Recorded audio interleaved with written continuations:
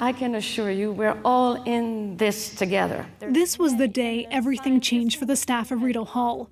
A new boss, a new way of doing things, and a new set of problems.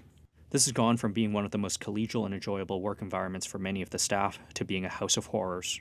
CBC News spoke to a dozen sources with direct knowledge of the work conditions at Rideau Hall. Many are still in the public service. Some are former employees of the office. They outlined a common set of behaviors. Governor General Julie Payette belittling and berating employees, humiliating them in public. There was a lot of crying. I saw colleagues cry. It got so toxic, this employee quit. She compared meetings with Payette to interrogations.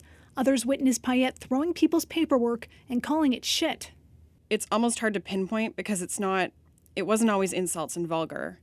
But there was always that level of criticism, and I would say in almost every meeting someone was berated. There was, I'll go as far to say, a victim at every meeting. This is not the impression most people have of the former astronaut. Famous for space travel, sources claim it was travel abroad that brought out the worst in Payette. On the return flight, she'd hold long debriefs. Employees were told, sometimes for hours, the many ways they had failed her. And it's not just Payette. Sources accuse her longtime friend and official secretary, Assunta De Lorenzo, of bullying staff too. This public servant says De Lorenzo screamed at him. They will bully you until you either agree or leave. Personal stories backed up by a government survey. For 2 years in a row, Rideau Hall ranked among the worst in the public service for harassment.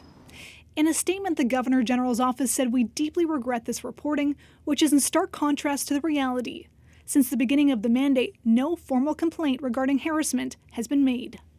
All of this raises questions about why there isn't more accountability at Rideau Hall. Other than the Queen, the Prime Minister is the only one that can raise concerns with Payette. But other than publicly stating that everyone deserves the right to work free of harassment, Justin Trudeau's office isn't saying much more. Ashley Burke, CBC News, Ottawa.